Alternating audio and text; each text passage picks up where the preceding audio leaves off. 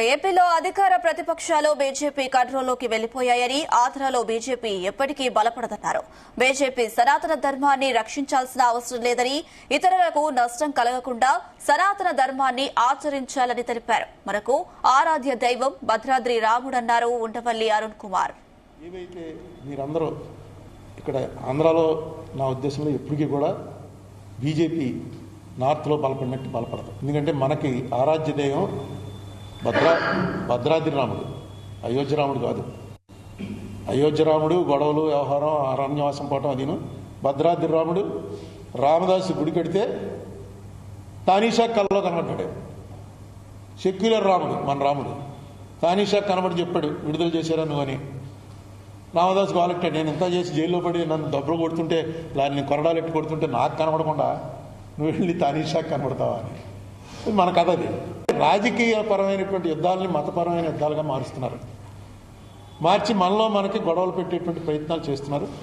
ఆ ప్రయత్నాలని ఈవేళ ఎందుకంటే రెలవెంట్ ఇది కాబట్టి, December 6th కాబట్టి, అందరం మర్చిపోయినా మన రాజమండ్రిలో మనం మర్చిపోలేం కాబట్టి నేను ఒకసారి మీకు చెప్తున్నాను. ఏం చేస్తున్నారంటే, మోదీ అన్నవాడు ఆయనే చెప్పాడు, నేను మామూలు మనిషిని కానీ నేను దేవుడిని, నేను బయలాజికల్గా పుట్టలేదు, నేను దేవుడిని అని చెప్పాడు. ఆ ప్రచారంలోకి వచ్చేస్తున్నారు అందరూ, ఈయన దేవుడే అన్నట్టు. ఏవైతే మీరందరూ ఇక్కడ ఆంధ్రాలో నా ఉద్దేశంలో ఎప్పటికీ కూడా బీజేపీ నార్త్లో బలపడినట్టు బలపడదు. ఎందుకంటే మనకి ఆరాధ్య దైవం భద్రాద్రి రాముడు, అయోధ్య రాముడు కాదు. అయోధ్య రాముడు గొడవలు, వ్యవహారం, అరణ్యవాసం పోవటం అదిను. భద్రాద్రి రాముడు రామదాసు గుడి కడితే తానీషా కళ్ళలో కనబడ్డాడు. సెక్యులర్ రాముడు మన రాముడు.